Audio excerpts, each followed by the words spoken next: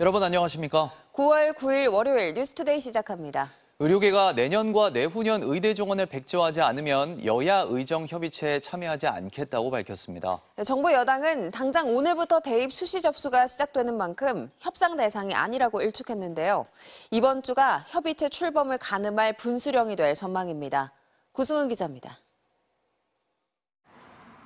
대한의사협회가 여야 의정협의체 참여 조건으로 2025년과 2026학년도 의대 증원의 전면 백지화를 요구했습니다.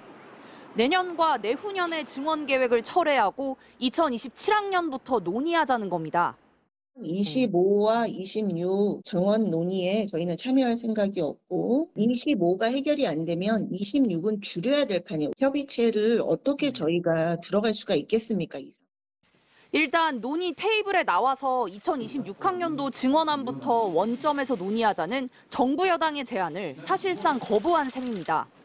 문제는 이미 1,509명이 늘어난 내년도 입시가 지난 7월 재외국민 전형으로 시작됐고 당장 오늘부터는 수시 모집 절차에 들어간다는 점입니다. 정부 여당은 이를 근거로 내년도 의대 증원은 협상 대상이 아니라는 입장입니다. 하지만 여당 내부에서도 1년 유예하자는 의견이 나왔고 앞서 여야 대표 회담에서 내년도 의대 증원 유지에 공감대를 표했던 민주당은 사태를 해결하기 위한 방안이라면 제한 없이 논의할 수 있어야 한다며 입장을 선회했습니다.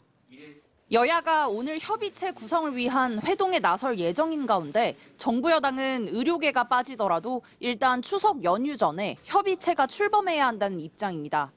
그러나 민주당은 의료계가 빠지는 건 무의미하다며 정책 실패를 인정하고 대통령 사과와 보건복지부 장차관 경질을 압박하고 있어 협의체가 순조롭게 첫 발을 뗄 수 있을지는 미지수입니다. MBC 뉴스 구승입니다.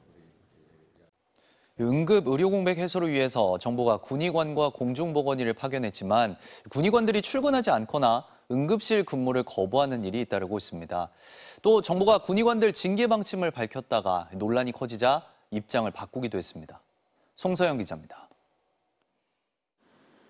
의료대란 우려가 커지던 지난 4일, 정부는 군의관과 공중보건의 등 대체 인력을 파견하기 시작했습니다. 하지만 아주대병원과 이대 목동병원에 투입된 군의관들은 업무를 하지 않은 채 복귀했고 충북대병원에선 파견 군의관 2명이 다른 부서에 배치해달라고 요구하기도 했습니다. 충분한 사전 협의가 없었던 데다 팀으로 운영되는 응급실 특성에 대한 고려 없이 중증 응급 환자 진료와 같은 업무를 맡기려다 파행이 빚어진 겁니다. 정부는 대책으로 군의관 징계 방침을 내놨습니다. 보건복지부는 근무지 명령 위반에 따른 징계 조치를 국방부와 협의하겠다고 밝혔습니다. 또 다른 병원에 보내더라도 비슷한 문제가 생길 수 있어 지속적으로 교육 설득하겠다고도 했습니다. 의료계는 즉각 반발했습니다.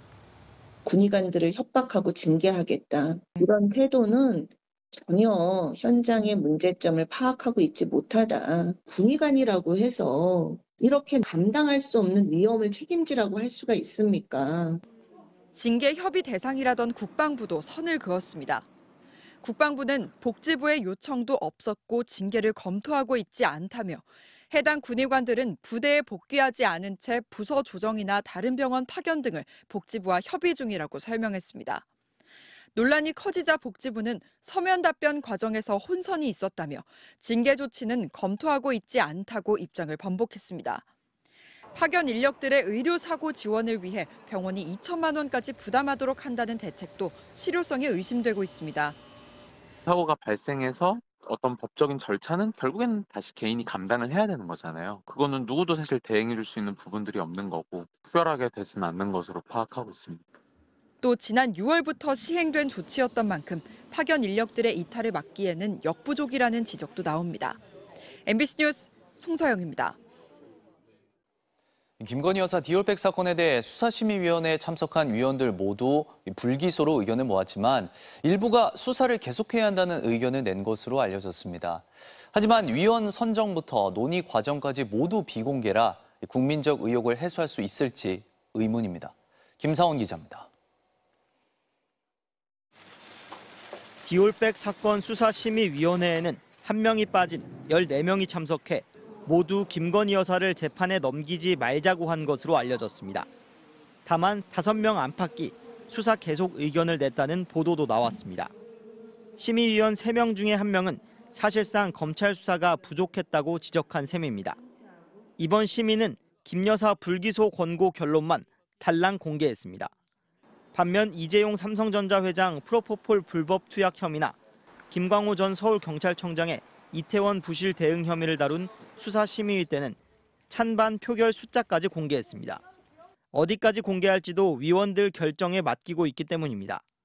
수사심의위는 검찰의 기소 독점주의 폐해에 대한 자기 반성으로 2018년 도입됐습니다. 도입 과정에 참여했던 박준영 변호사는 자신의 페이스북에 누가 심의위원으로 들어갔는지 알 수 없고 회의 과정에서 어떤 이야기가 오갔는지 기록 자체를 남기지 않고 의결 결과 찬반이 몇 명이었는지도 공개하지 않는 결과를 국민들이 받아들일 수 있을까라고 올렸습니다. 반쪽 수사심의위 논란에 대해서도 지적했습니다.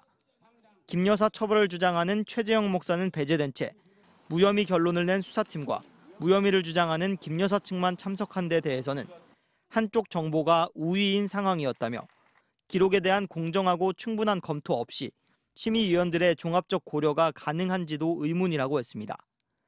박 변호사는 이럴 거면 폐지하는 게 낫다고 했습니다. 임은정 부장검사도 수사심의위 전날 이원석 검찰총장에게 최 목사 측에게도 발언 기회를 줘서 공정한 모양새를 갖춰야 한다고 이메일과 문자까지 보냈지만 받아들여지지 않았다고 했습니다. 대검찰청은 이와 관련해 최 목사의 의견서는 함께 검토했다고 밝혔습니다. MBC 뉴스 김상훈입니다.